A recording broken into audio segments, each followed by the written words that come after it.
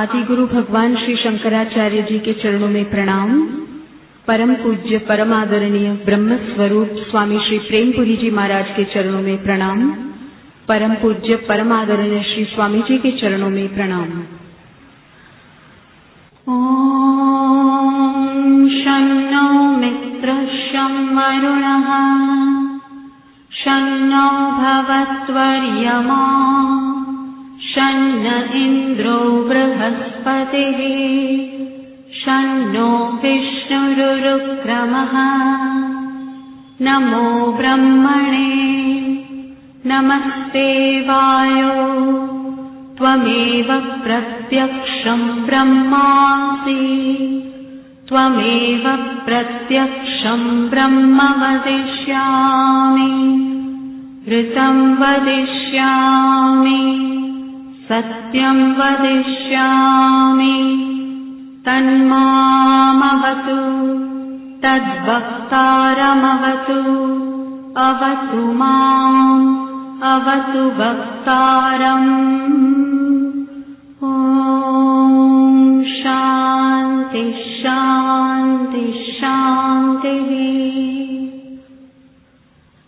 ॐ भद्रं कर्णेभिः शृणुयाम देवाः भद्रं पश्येमाक्षभिर्यजत्राः स्थिरैरङ्गैस्तुष्टुवागुंसस्तनूभिः व्यशेम देवहितं यदायुः। स्वस्ति न इन्द्रो वृद्धश्रवाः स्वस्ति नः पूषा विश्ववेदाः स्वस्ति नस्तार्क्ष्यो अरिष्टनेमिः स्वस्ति नो बृहस्पतिर्दधातु। ॐ शान्ति शान्ति शान्तिः। ॐ सहना भवतु सहनौ भुनक्तु सह वीर्यं करवावहै तेजस्विनावधीतमस्तु मा विद्विषावहै। ॐ शान्ति शान्ति शान्तिः।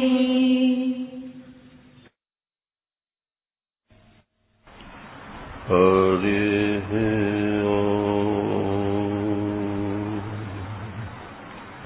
हरिः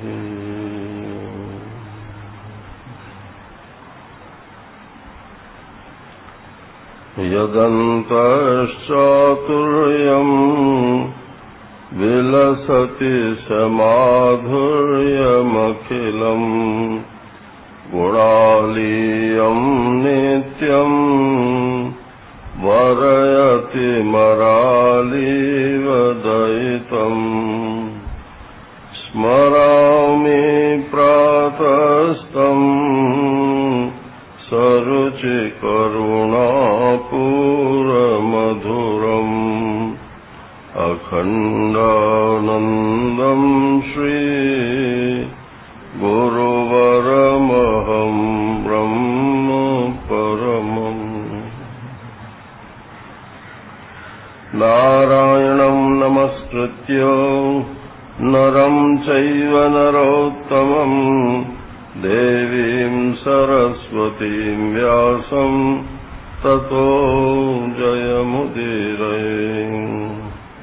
शङ्करं शङ्कराचार्यं केशवं बादरायणं सूत्रभाष्यकृतौ वन्दे भगवन्तौ पुनः पुनः। ईश्वरो गुरुरात्मेति मूर्तिभेदविभागिने व्योमवद्व्याप्तदेहाय दक्षिणामूर्तये नमः। कृष्णाय वासुदेवाय हरये परमात्मने प्रणतक्लेशनाशाय गोविन्दाय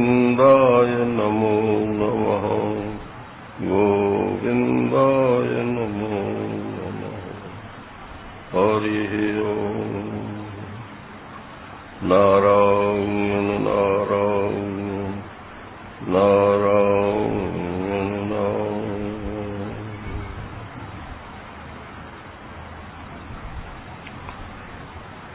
5वें अध्याय का 8वां श्लोक।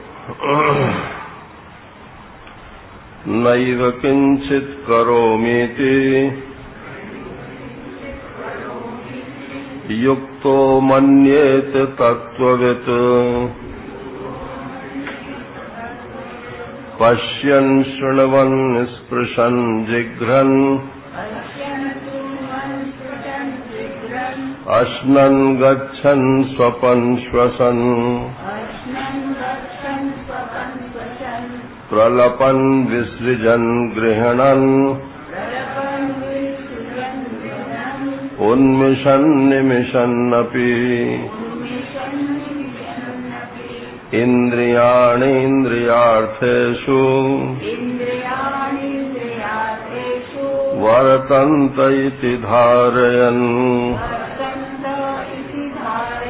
ब्रह्मण्याधाय कर्माणि संगम् त्यक्त्वा करोति यः लिप्यते न स पापेन पद्मपत्रमिवाम्भसा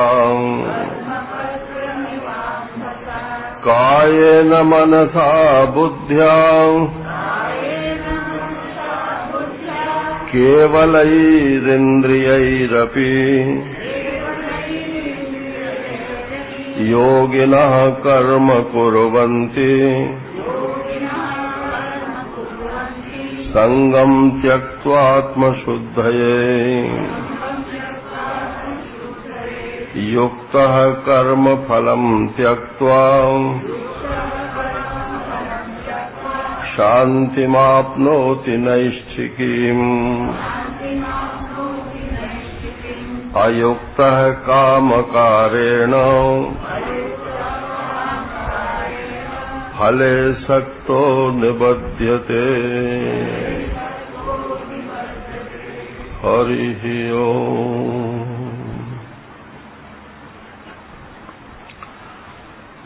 कर्मयोगी को जिस प्रकार से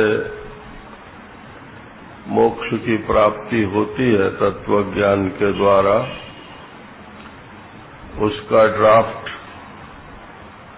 रास्ता, बीच की स्टेजेस, ये सब जो है ये 7वें श्लोक से लेकर के और 12वें श्लोक तक बताई गई है। इसमें अपना अपना नंबर मिलाते जाना चाहिए कि अब हम कौन सी स्टेज पर हैं। नारायण। तो पहले तो ये बताया कि कर्म फल की इच्छा का त्याग करो और फिर कर्म को ईश्वर के अर्पित करो।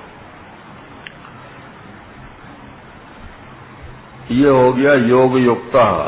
इससे क्या होगा कि आज्ञा पालन के लिए जब कर्म किया जाता है तो वासनाओं की शुद्धि हो जाती है। अपनी कोई इच्छा नहीं है, जिसकी आज्ञा माननी चाहिए उसकी आज्ञा के अनुसार हम कर्म कर रहे हैं, तो उसमें कोई आग्रह भी नहीं रहता, सुख दुख से भी आदमी छूट जाता है। डॉक्टर लोग कहते हैं कि महिलाओं को हार्ट अटैक कम होता है तो हमने विचार किया कि क्यों कम होता है, तो फिर ये पाया कि इसलिए कम होता है कि कोई बात आती है तो बोले तुम जानो जी, जैसे जाओ वैसे करो। अब भार बोझ तो सब पति के ऊपर डाल दिया जा रहा है, तो हार्ट अटैक पति को होगा कि पत्नी को होगा। तो यदि भार बोझ सब परमेश्वर पर डाल दो तो हार्ट अटैक से तो वहां भी बच जाएंगे ना।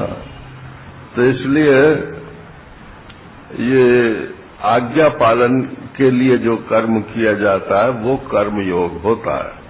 आप जानो साहब, हम तो आपकी आज्ञा का पालन करते हैं। तो यहाँ 7वें श्लोक में भगवान ने बताया कि त्रिदंडी हो जाओ, त्रिदंडी तो सन्यासी नहीं होता है। वो सन्यास अर्जुन ने जो सुभद्रा का हरण किया था वो त्रिदंडी बन के किया था और रावण ने जो सीता का हरण किया था वो भी त्रिदंडी सन्यासी बन के ही आया था। त्रिदंडी जो होता है वो सन्यासी नहीं होता है, वो सन्यास कल्प जैसा होता है। तो उसमें त्रिदंड कौन सा है? तो मनुस्मृति में इसको लिखा है कि त्रिदंड माने क्या है? खाली बांस में 3 वो लगा लेना उसको त्रिदंडी नहीं बोलते हैं। मनुस्मृति का श्लोक है कि वागदंडोथ मनोदंड कायदंड तथैव च और यस्यैते नियता दंडा स त्रिदंडी इति उच्यते। त्रिदंडी किसको कहते हैं? कि जो वाणी, मन और शरीर इनको दंड देता है, माने इनको अपने काबू में रखता है, अनुशासन में रखता है। तो विशुद्धात्मा, विजितात्मा, जितेंद्रिया, ये तीनों बातें आ गई। तो बोले त्रिदंडी हो जाओ पहले तो, और फिर क्या होगा कि तुम्हें विषयों से अपने आप ही उपरामता हो जाएगी। उपरामता का मतलब कुछ और मत समझ लीजिएगा। उपरामता का मतलब ही अब सब देख लिया, यही है सब जगह और सारी जिंदगी में भी यही है। आप चाहे जितना कमाओ एक ही बात है, चाहे जितना भोगो एक ही बात है। तो इसी को उपरामता बोलते हैं। अब राम जी के समीप आ जाओ, उप माने पास और राम माने आत्मा परमात्मा। अब उपराम हो जाओ, संसार से उपराम हो जाओ, माने संसार में रमण करना छोड़ो और परमात्मा में रमण करने का प्रयत्न करो। इसी को उपरामता बोलते हैं।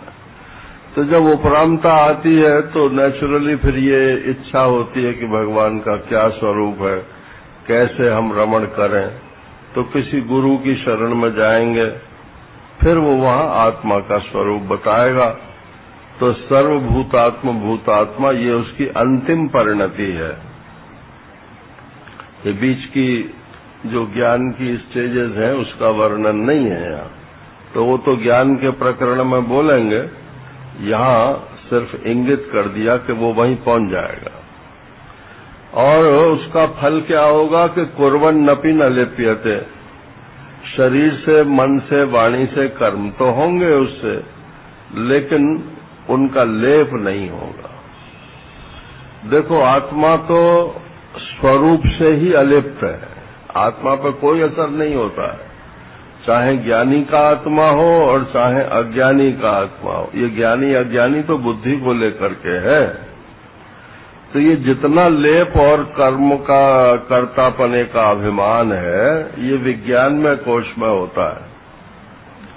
विज्ञान में कोश में कर्तृत्व होता है और आनंदमय कोश में भोक्तृत्व होता है। जब हम इनको अपना मानते हैं तो मैं करता हूं और मैं भोगता हूं।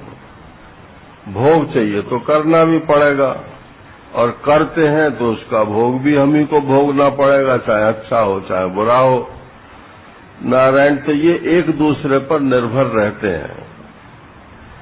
जब ये जान लिया कि मैं तो पंचकोश, न पंचकोश मेरे हैं और न पंचकोश मैं हूं, मैं तो इनका स्वयं प्रकाश अधिष्ठान हूं, तो नारायण कुर्वन्नपि, ये अपनी अपनी क्रिया करते हो तो करें और ना करते हो तो ना करें।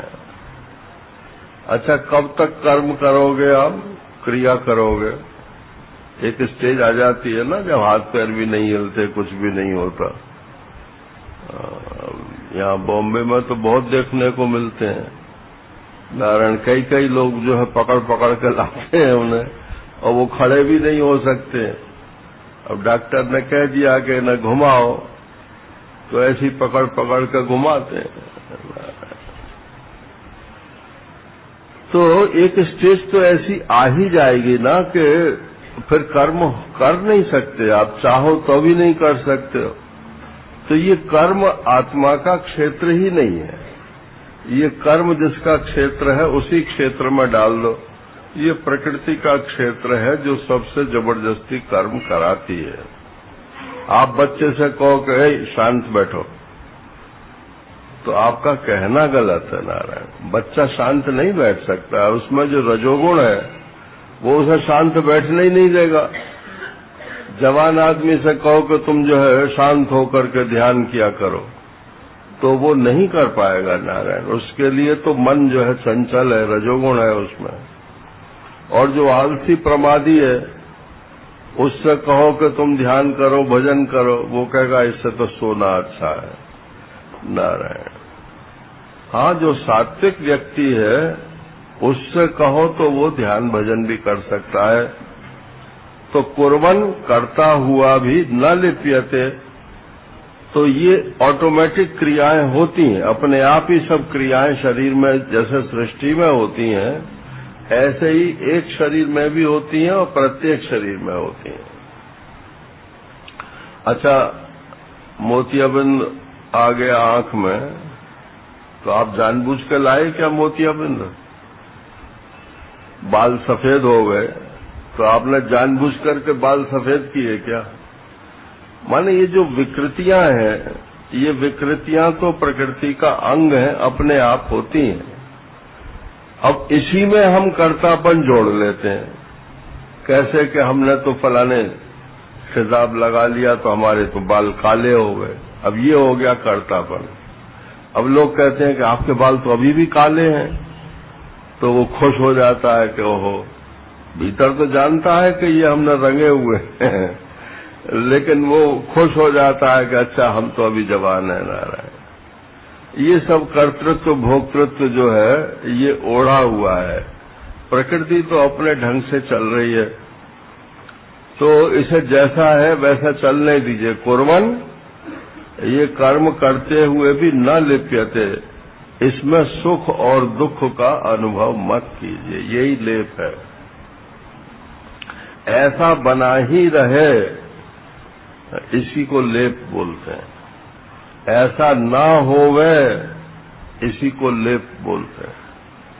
तो राग और द्वेष जब शिथिल हो जाते हैं तो कर्म तो जो समष्टि में कराता है वही व्यष्टि में कराता है। अपना मिथ्या अहंकार जो है वो छूट जाता है। अब कहते हैं इसके आगे क्या स्टेज है? कुर्बन, यहाँ भाष्यकार ने लिख दिया है कि लोक संग्रहाय कर्म कुर्बन। कौन से कर्म करता हुआ? तो एक तो ये है कि हाथ पैर हिल रहे हैं, इसको कर्म। तो बोले नहीं, वो सब कर्म कर सकता है क्योंकि कर्म योगी है ना। परंतु वही कर्म करना चाहिए जिसमें लोक संग्रह हो। माने हमको देख करके दूसरे लोगों पर भी उसका प्रभाव पड़े एक, और दूसरे सब लोगों का भला हो। ये दो बात जिसमें होती हैं उसको लोक संग्रह बोलते हैं। परंतु ये अज्ञानी के लिए नहीं है नारायण, ये तो ज्ञानवान के लिए है लोक संग्रह। ये जरा बारीक घाटी है, महाराज श्री इसको जरा ज्यादा जोड़ देते थे। वो कहते थे अज्ञानी यदि लोक संग्रह करेगा तो परोपकार तो कर सकता है, लेकिन लोक संग्रह नहीं होगा उसका। वो तो धन संग्रह होगा और स्व संग्रह होगा, हमारा नाम हो जाए। एक महात्मा आए तो विरक्त शिरोमणि जी जो थे, स्वामी वामदेव जी महाराज, तो उन्होंने कहा महात्मा आपके तो बहुत दिन में आए, आप तो हर साल यज्ञ करते थे, आपके नहीं किया क्या? तो बोले महाराज अब के नहीं किया। बोले क्यों? तो पिछले साल किया था, जरा घाटा हो गया अब यज्ञ भी यदि नफा नुकसान के लिए होता है। एक बहुत बड़े वक्ता है, तो उनका एक कार्यक्रम हुआ, तो उसमें जो कोषाध्यक्ष थे वो हमारे कभी क्लास फेलो थे, तो उनसे बातचीत हुई। तो वो बोले था बहुत अच्छा कार्यक्रम हुआ। मैंने कहा अच्छा, क्या अच्छा हुआ? वो 5 दिन ये हुआ, वो हुआ, वो हुआ। मैंने कहा पैसा तो बहुत खर्च हो गया होगा। बोले हाँ, 8 लाख खर्च हुआ, 12 लाख हमने इकट्ठा कर लिया। नारायण। तो अब इसको आप लोक संग्रह बोलोगे क्या? इसको लोक संग्रह नहीं बोलते। लोक संग्रह में वापी संपश्यन कर तुम्हारा से। तो बोले भाई लोक संग्रह का अर्थ है कि हम जो कर्म करते हैं उसको देख करके दूसरे लोग अच्छे कर्म करें, एक बात। और दूसरे सब लोगों का भला हो। कुछ खास प्रयोजन के लिए लोक संग्रह नहीं होता है, सब लोगों का भला हो। नारायण। अब तो ये सब संस्थागत मामला हो गया ना, तो इसको लोक संग्रह नहीं बोलते। ये लोक संग्रह व्यक्तिगत चीज है और ये महात्माओं के लिए है। जिसको तत्व ज्ञान हो गया वो कर्म करे कि न करे। बोले कर्म योगी है तो करे, परंतु अपने लिए न करे, सबके लिए करे।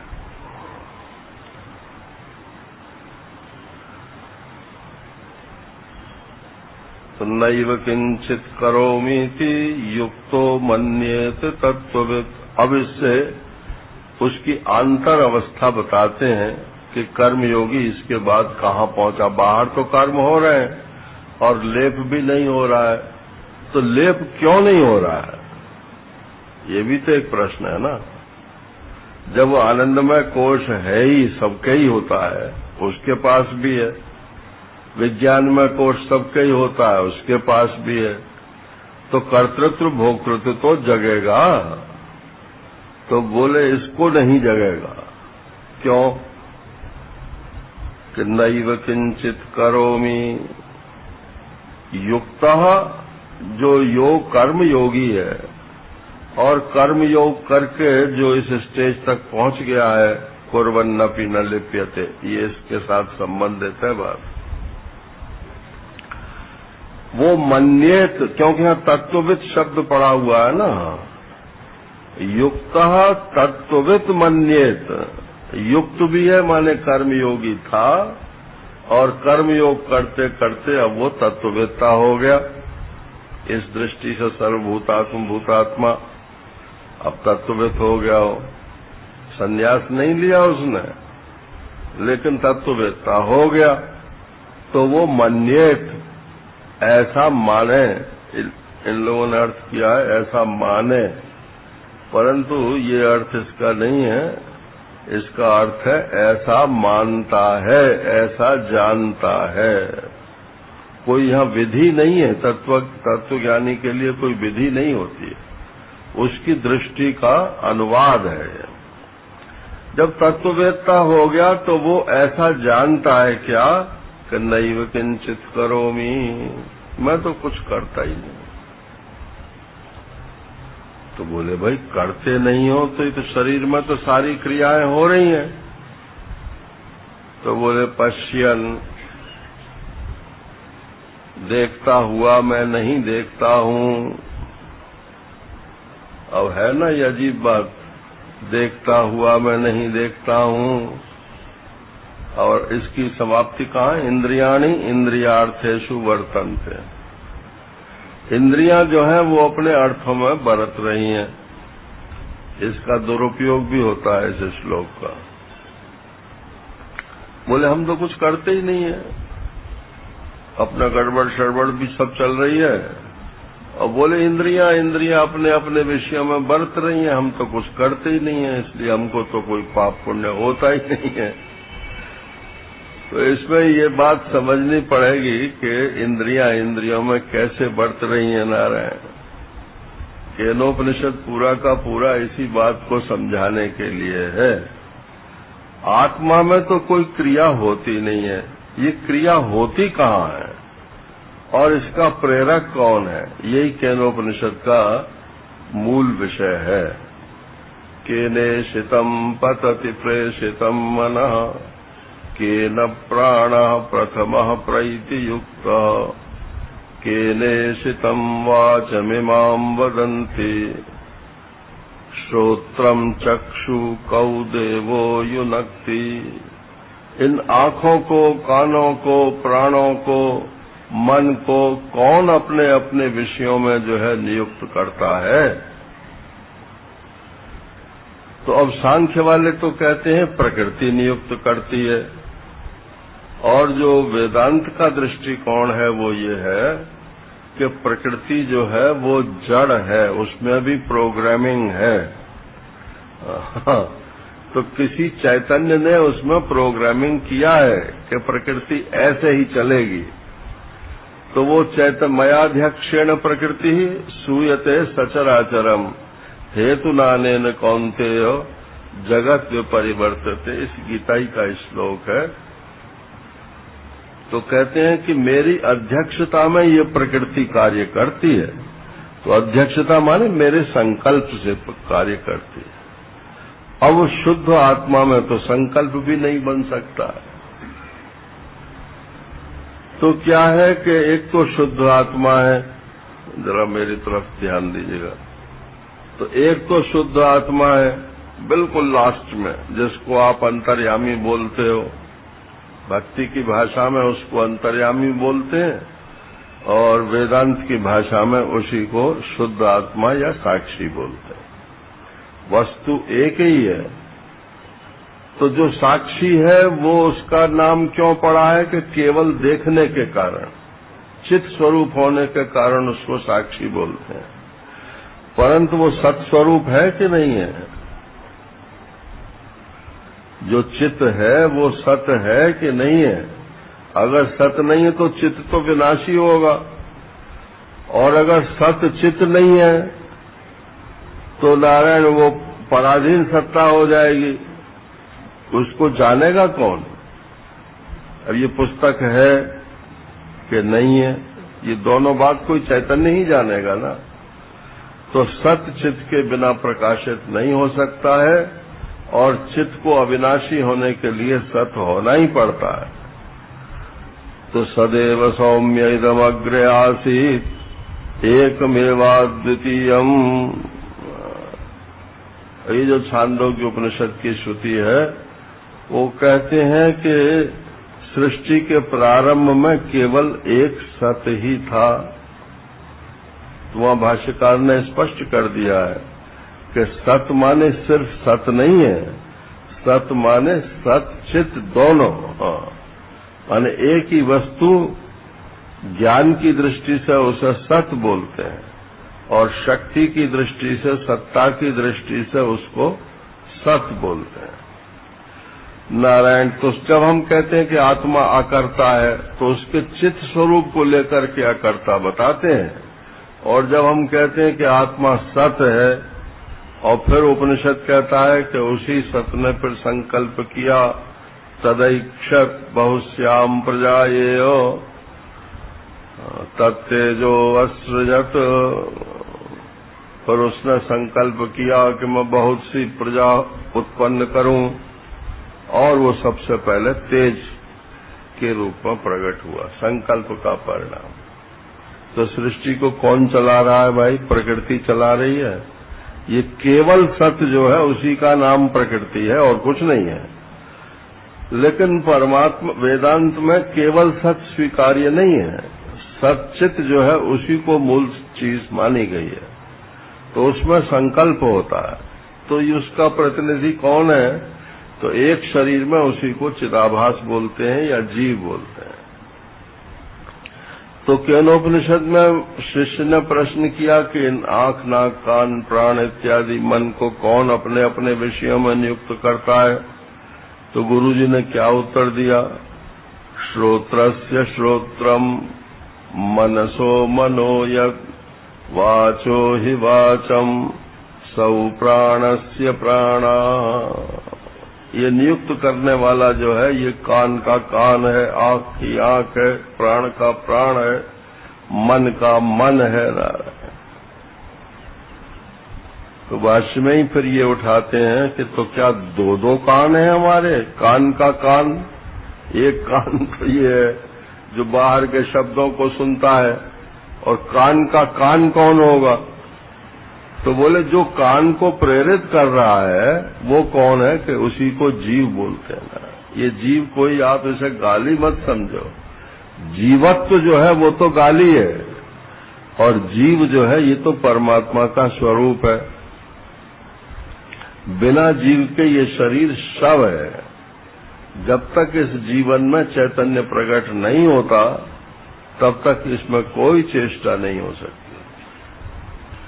तो ये जीव आ गया, अब इसमें संस्कार, बोले हमारे अब हम तो ब्रह्म हो गए तो हम में कोई संस्कार नहीं है नारायण। जब तक ये शरीर रहेगा तब तक इसमें जीव भी रहेगा, और जब तक जीव रहेगा तब तक उसमें संस्कार भी रहेंगे, और उन संस्कारों के अनुसार ही कर्म की प्रेरणा होगी। तो इनको कौन चला रहा है? तो बोले यही जो चैतन्य का आभास है जीव रूप से विज्ञानमय कोश में, यही चला रहा है। तो इंद्रियाणि इंद्रियार्थेषु वर्तन्ते, इंद्रियां अपने अपने विषयों में बरत रही हैं। देख, भागवत में ऐसा लिखा, बोले उसमें देखने की इच्छा हुई इसलिए आंख बन गई। आंख है इसलिए हम देख रहे हैं, ये तो लौकिक बात है। मेरे आंख है इसलिए मैं देखता हूं। भागवतकार ने कहा कि नहीं, ये आंख बनी कैसे? तो बोले देखने की इच्छा हुई, उस इच्छा का परिणाम ये आंख हो गई। सुनने की इच्छा हुई तो कान बन गए, गति की इच्छा हुई तो चरण हो गए। तो मूल में इसके क्या है? इच्छा, और इच्छा तो किसी चैतन्य में ही होगी। इसलिए वो जीव की जो इच्छा है उसी से ये शरीर बन गया है।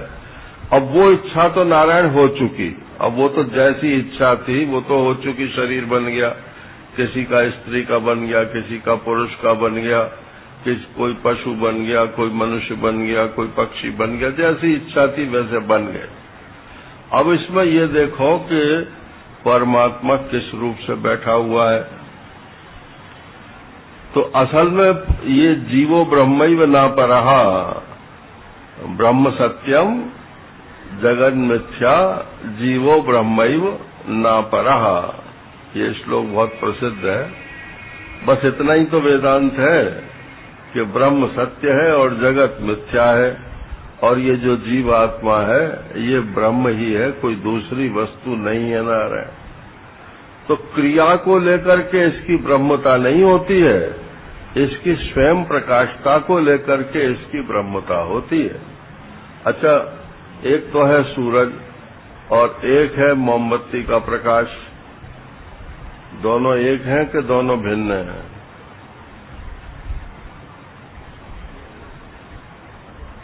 बताओ। तो अगर केवल प्रकाश को देखो आप, तो प्रकाश की दृष्टि से तो दोनों एक हैं, और शक्ति की दृष्टि से देखो कि मोमबत्ती इतने एरिया को प्रकाशित करती है और सूर्य सारे संसार को प्रकाशित कर रहा है। तो शक्ति की दृष्टि से दोनों में अंतर है, लेकिन प्रकाश की दृष्टि से ये दोनों एक ही हैं। जो प्रकाश सूर्य में है वही प्रकाश मोमबत्ती में है। यो सा वसौ पुरुषः सोहमस्मि, ईशावास्य उपनिषद में कहा कि सूर्य की तरफ देखो रोजाना और उससे प्रार्थना करो नारायण। उस प्रार्थना का अंतिम चरण ये है, यो सा वसौ पुरुषः सोहमस्मि। उस सूर्य मंडल में जो पुरुष है वही यहाँ ये पुरुष रूप बैठा हुआ है नारायण।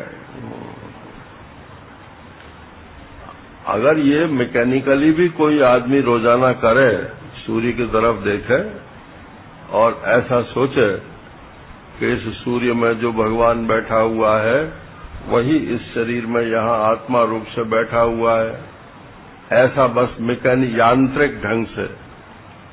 कोई आप वेदांत के घटाकाश मठाकाश की चर्चा मत करो, बस इतना ही करके और सूर्य को अर्घ्य दे लो। आप देखोगे साल भर के भीतर ही भीतर आपको वेदांत का संस्कार दृढ़ हो जाएगा, फिर आपको और कोई बात अच्छी नहीं लगेगी। योसावसौ पुरुषः सोहम अस्मि, जो उस सूर्य मंडल में स्थित पुरुष है वही यहाँ भी स्थित पुरुष है।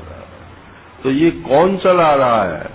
तो बोले आत्मा, आत्मा का बुद्धि में जो प्रतिच्छाया है, प्रतिबिंब है, वो हो गया चिदाभास, और चिदाभास की प्रेरणा से फिर ये इंद्रियां जो हैं अपना अपने विषयों में प्रवृत्त होती हैं। ये वेदांत की दृष्टि है।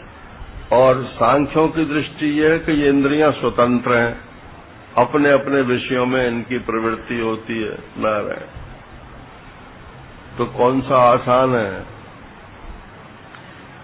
अगर इनकी स्वतंत्र प्रवृत्ति है तो आप किस किस को रोकोगे? और यदि इन सब का प्रेरक एक ही है तो वो पकड़ में आ जाए तो ये सब इंद्रियां रुक जाएंगी। तो कहते मैं रोकता नहीं हूं, मैं तो सिर्फ ये देखता हूं कि पश्यन, देखते हुए भी मैं नहीं देखता, शृण्वन, मैं माने आत्मा देखता है चिदाभास की प्रेरणा से, नेत्र रूप को देखते हैं। कितनी चीजें हो गई? ये 4 हो गई ना। चिदाभास की प्रेरणा से नेत्र रूप को देखते हैं, 3 तो ये हो गई। और चिदाभास कहाँ से आ गया? तो बोले ये शुद्ध स्वरूप आत्मा का है, ये चौथी चीज हो गई। तो ये चौथी चीज तो नारायण हमारा वास्तविक स्वरूप है। इसमें तो कोई क्रिया होती नहीं है, न कोई अभिमान है, न कोई इसमें भोग है। और बाकी जितना भी है ये सब संस्कारों से प्रेरित होता रहता है। जब सामने रूप आएगा तो आंख खुली हुई है तो देखेगा ही, और आंख बंद कर लो तो मुदव आंख कतऊ कचुनाई। लक्ष्मण जी ने कह दिया परशुराम जी से, महाराज काहे लिए गुस्सा हो रहे हो, इस बालक को मेरे सामने से हटाओ। अरे बोले बालक को काहे को हटाओ, अपनी आंख मूंद लो ना। तो मुदव आंख कतऊ कचुनाई। तो आंख खुली हुई है तो रूप को देखेगी, और आंख बंद है तो कोई रूप नहीं है। अब जो प्रज्ञा चक्षु होते हैं, अब उनके लिए तो रूप समाप्ति हो गया ना, या जो जन्मांध है उनके लिए कहाँ रूप है। तो ये 3 चीजों में से एक चीज भी अगर कम हो जाएगी, चिदाभास न हो तो मृत्यु हो जाने पर चिदाभास नहीं रहता है। उसके साथ इंद्रिय की शक्ति भी चली जाती है और रूप अपनी जगह रहता है, लेकिन आंख फिर भी नहीं देख पाती। तो पश्यन, देखते हुए भी मैं नहीं देखता हूं, मैं शुद्ध आत्मा हूं, इसलिए मैं शुद्ध आत्म रूप से नहीं देखता हूं और चिदाभास रूप से देखता हूं। पश्यन शृण्वन, सुनते हुए भी नहीं सुनता हूं। स्पर्शन, स्पर्श इंद्रिय अब छूते हुए भी नहीं छूता हूं।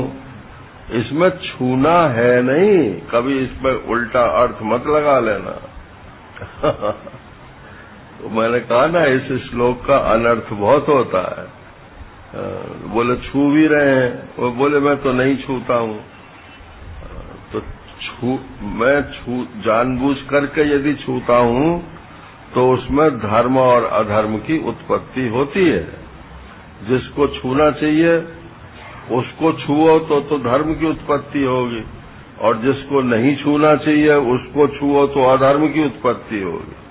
पाप पुण्य की उत्पत्ति होगी तो उनका फल जो है दुख और सुख ये भी आपको प्राप्त होगा। तो धर्म के अनुसार यदि कोई देखता है तो देखते हुए भी नहीं देखता है, श्रवण सुनते हुए भी नहीं सुनता है, स्पर्शन छूते हुए भी नहीं छूता है, जिघ्रन सूंघते हुए भी नहीं सूंघता है। कौन सी इंद्री बच गई? अब रसनेन्द्रिय रह गई ना। तो अश्नन खाते हुए भी नहीं खाता है, ये पांचों ज्ञानेंद्रियां आ गई। और गच्छन चलते हुए भी नहीं चलता है, तो ये कर्मेंद्रियां चालू हुई। गच्छन स्वपन और ये स्वप्न जो है मन से होता है, तो ये अंतःकरण में पहुंच गए। और श्वसन ये प्राणमय कोश हो गया। और प्रलपन ये वाक इंद्रिय हो गई, कर्मेंद्रिय। और विसर्जन ये नीचे की दोनों इंद्रियां हो गई, मलमूत्र त्याग करने की। और ग्रहणन ये हाथ हो गए नारायण। तो पांचों कर्मेंद्रियां आ गई, पांचों ज्ञानेंद्रियां आ गई। और श्वसन से जो है ये पांचों प्राण आ गए। और निमिषन नपी दो दे दिए हैं, पलकों का गिरना, पलकों का उठना। तो ये नाग, कूर्म, कृकल, धनंजय, ये जो और उप प्राण हैं, इनकी गिनती इसमें हो जाती है। और स्वपन से पूरा अंतःकरण ले लेना चाहिए। तो अंतःकरण की समस्त चेष्टाएं, ज्ञानेंद्रियों की समस्त चेष्टाएं, कर्मेंद्रियों की समस्त चेष्टाएं करते हुए भी, होते हुए भी, और न लिप्यते, इनका कुछ आगे पीछे नहीं रहता। दो ब्रह्मचारी थे, तो एक नदी के किनारे जा रहे थे। अब एक स्त्री जो है वो डूबने लगी उसमें, नदी में। उसने हल्ला मचाया, बचाओ बचाओ बचाओ। तो एक ब्रह्मचारी बोला, अरे हम तो ब्रह्मचारी हैं, इसमें कूदेंगे तो इसको छूना पड़ेगा, तो मैं तो नहीं जाता। और दूसरा ब्रह्मचारी जो था वो तुरंत, उसने कोई विचार ही नहीं किया, तुरंत कूदा और उस स्त्री को बाहर निकाल लाया। निकाल के उल्टा उल्टा किया, पानी निकाल के जब वो स्वस्थ हो गई, फिर दोनों ब्रह्मचारी आगे चल दिए। अब चलते चले गए, थोड़ी देर पीछे वो पहला वाला जो ब्रह्मचारी था, उसने कहा कि भाई अब तुमको प्रायश्चित करना पड़ेगा। बोले काय बात का? कि तुमने स्त्री का स्पर्श कर लिया ब्रह्मचारी होकर के। अरे कि तेरा दिमाग अभी वहीं पड़ा हुआ है मैं तो उसको बाहर निकाल के भूल ही गया। नारायण। तो ये जिसका दिमाग पड़ा रहता है ना, एक जगह चिपक जाता है, यही लेप होता है, और कोई लेप नहीं होता। सृष्टि जो है ये तो प्रत्येक क्षण बदल रही है, कर्म प्रत्येक क्षण बदल रहे हैं, सुख दुख के अनुभव भी जो है प्रत्येक क्षण बदल रहे हैं। कौन सा सुख है जो स्थायी रहता है और कौन सा दुख है जो स्थायी रहता है? प्रत्येक क्षण उनकी इंटेंसिटी भी बदल जाती है, उनकी नेचर भी बदल जाती है। और नारायण, कर्म का भी यही हाल है। तो जो छूटता अपने आप ही छूटता जा रहा है, उसे पकड़ पकड़ के संजो कर रखने की क्या जरूरत है? अरे बोले जब हम बचपन में थे तो ऐसा करते थे। अब याद मत करो, वो लौट के आने वाला नहीं है, आपको सिर्फ दुख और दे जाएगा। तो सभी करते हैं, उसमें कौन सी बात है? तो इंद्रियाणि इंद्रियार्थेषु वर्तन्त इति धारयन्, ऐसी उसकी धारणा होती है कि ये सब चिदाभास के द्वारा इंद्रियां अपने अपने विषयों में प्रवृत्त रहती हैं। इसलिए मैं शुद्ध आत्मा तो कुछ करता कराता ही नहीं हूं। अब ये यहाँ शंकराचार्य भगवान लिखते हैं कि जो ऐसा सम्यक दर्शी हो गया, वो यदि चाहे तो अब कर्म संन्यास कर सकता है। कर्मयोगी से प्रारंभ हुआ था, तो बोले अब जब उसे कर्मों में कोई इच्छा ही नहीं रही नारायण, और कहीं उसे कोई लगाव ही नहीं है, तो अब वो यदि चाहे तो कर्म संन्यास कर सकता है। लिखते हैं सर्व कर्म संन्यासे एव अधिकार। अब उसका अधिकार तो केवल कर्म संन्यास में ही है। कर्मणः अभाव दर्शनात्, कर्म का अभाव उसकी दृष्टि में हो गया, इसलिए अब वो कर्म छोड़ने का अधिकारी है। अब प्रकृति का शासन उसके ऊपर नहीं चलेगा और धर्म का शासन भी उसके ऊपर नहीं चलेगा। ये 3रे अध्याय का एक श्लोक है और 18वें अध्याय का एक श्लोक है। नहीं कश्चित क्षणमपि जातु तिष्ठत्य कर्मकृत कार्यते यवशः कर्म सर्वः प्रकृति जैर गुणई। वो कहते हैं कि ये प्रकृति सबसे जबरदस्ती कर्म कराती है, कोई भी आदमी एक क्षण भी बिना कर्म किए हुए रह नहीं सकता है। तो शंकराचार्य भगवान ने जो इसका भाष्य किया है वहां आप देख लेना, उसमें लिखा है कि ये अज्ञानी के लिए है, क्योंकि जो अपने को शुद्ध आत्मा जानता है उसमें तो कभी कोई कर्म होता ही नहीं है, वो तो बिना कर्म के ही रहता है। अच्छा, ये आकाश मतलब समझने के लिए, ये आकाश जो है ये कर्म करता है या सब कर्मों का अधिष्ठान है? आकाश कुछ करता है क्या? ये तो सब कर्म इसमें ही होते हैं। तो कर्म होते हैं तो आकाश में होते हैं, और कर्म का क्षय लय होता है तो आकाश में होता है। लेकिन आकाश तो न कुछ करता है न लेप को प्राप्त होता है। 13वें अध्याय में भगवान ने कहा कि शरीर में रहता हुआ ही ये न करता है और न ये लेप को प्राप्त होता है। देहस्थोपी, देह में रहता हुआ ही भी ये कर्म को प्राप्त, उसको लेप को प्राप्त नहीं होता है। तो आत्मा तो कुछ करता ही नहीं है। जब ये जड़ आकाश इतना सर्वव्यापक होने पर ये कुछ नहीं करता है और इसको कोई लेप नहीं होता है, तो ये आकाश की उत्पत्ति जिस चैतन्य से होती है उसमें कहाँ से कर्तृत्व और भोक्तृत्व का लेप हो जाएगा? तो आप अपने को समझते क्या हो, ये प्रश्न है। अगर शरीर समझते हैं या शरीर या पंचकोशों में से कोई एक कोश समझते हैं या कोश वाला समझते हैं, तो नारायण कर्तापन भी जगेगा और भोक्तापन भी जगेगा। और यदि आपने अपने आत्मा स्वरूप को आत्म स्वरूप जान लिया, ब्रह्म स्वरूप जान लिया, और उसी में आपकी बुद्धि रमण करती है। हमारे स्वामी निश्चलानंद जी महाराज जो शंकराचार्य जी हैं, वो कहते हैं कि आजकल लोगों के कथन का क्षेत्र तो वेदांत होता है और रमण का क्षेत्र संसार होता है। तो वेदांत तो कथन करते हैं और बोले सुख कहाँ लेते हैं, कि सुख उन्हीं बातों में लेते हैं जिसमें अज्ञानी लेते हैं।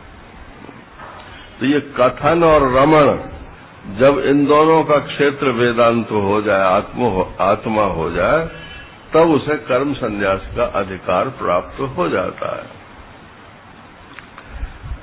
तो बोले भाई क्यों? इसके लिए बहुत बढ़िया वाक्य है, इसे सुनी लो। नहीं मृग तृष्ण कायाम उदक बुद्ध्या पानाय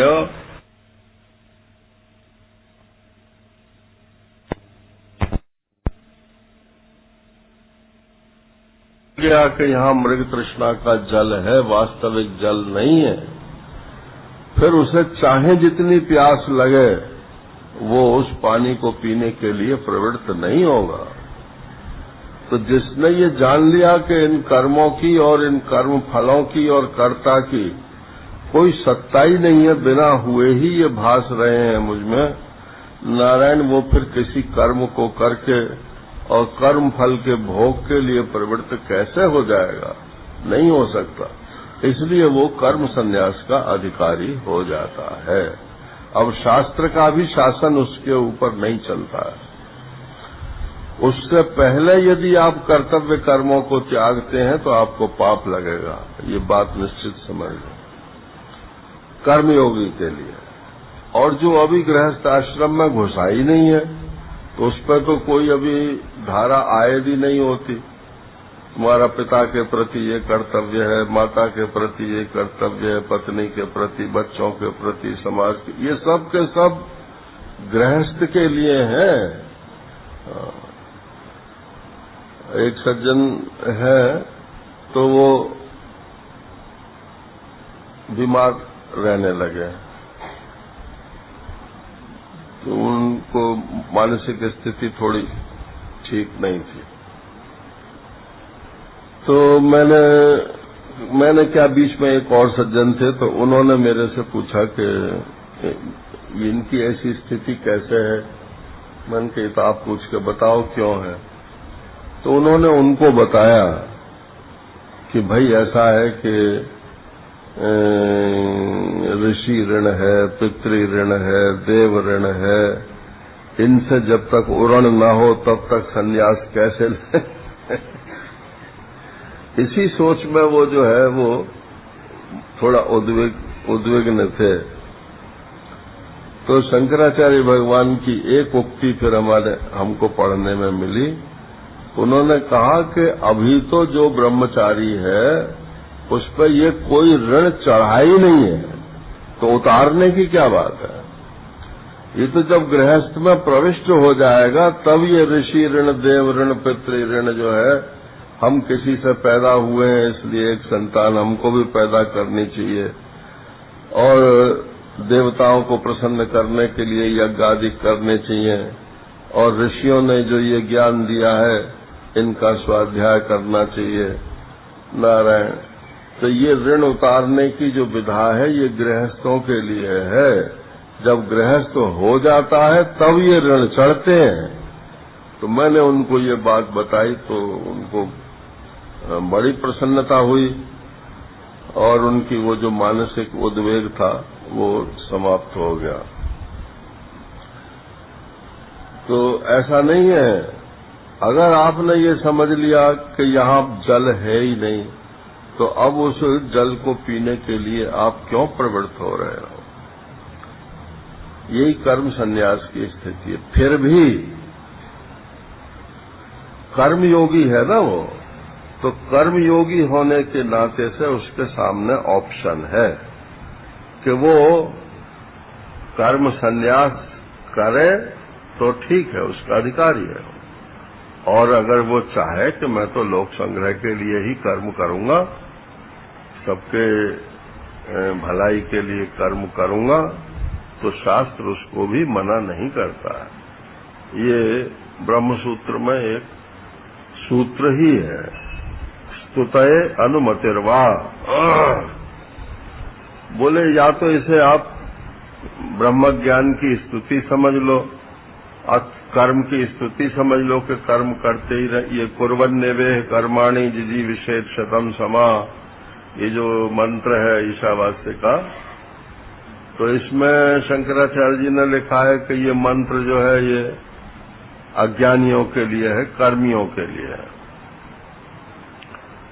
तो महाराज श्री ने इस पर जो व्याख्या लिखी है वो कहते हैं कि ब्रह्मसूत्र में इस श्रुति के ऊपर विचार किया गया है।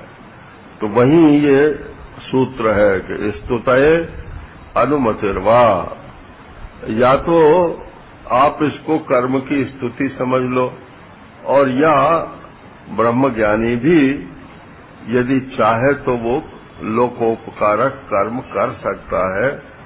अरे विद्यारण्य स्वामी ने तो इतना इसको बढ़ाया कि कुछ भी कर सकता है, राजा भी हो सकता है और क्या नाम है सिपाही भी हो सकता है, कुछ भी कर सकता है। ब्रह्मज्ञानी जो है वो कोई, महाराज श्री के शब्द हैं ये, वो कहते हैं कि ये हैं मैं पे करने वालों के लिए नहीं है।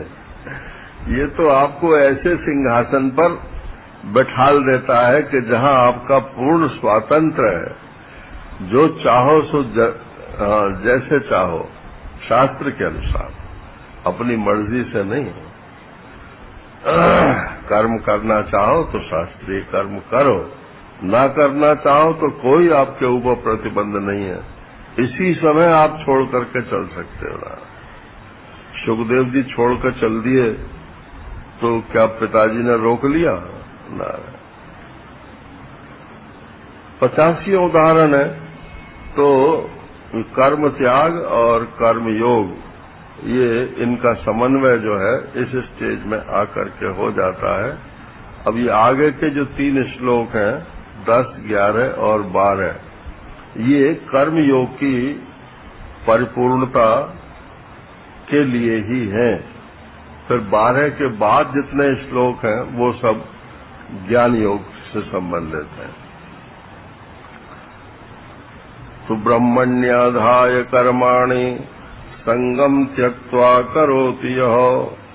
ब्रह्म को तो आधार बनाओ, माने परमेश्वर के लिए कर्म करो, और संगम त्यक्त्वा, और आसक्ति को छोड़ करके करो।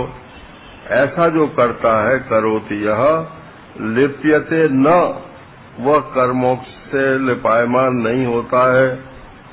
स पापेन, पाप के द्वारा उसको लेप नहीं होता है। तो पाप के द्वारा भी और पुण्य के द्वारा भी, या दोनों का ग्रहण है। पद्म पत्र में वाम्भसा, बोले जैसे कमल के ऊपर जल का कोई प्रभाव नहीं होता, जल की बूंद जो है वो फिसल जाती है, ऐसे ही ये पाप और पुण्य जो है, उस कर्मयोगी जो इस स्टेज तक पहुंच गया है नारायण, वो कर्म करता रहे तब भी उसके ऊपर कोई प्रभाव नहीं होता। शेष चर्चा फिर। हरि ओम पूर्णमदः पूर्णमिदं पूर्णात् पूर्णमुदच्यते पूर्णस्य पूर्णमादाय पूर्णमेवावशिष्यते। ओम शांति शांति शांति।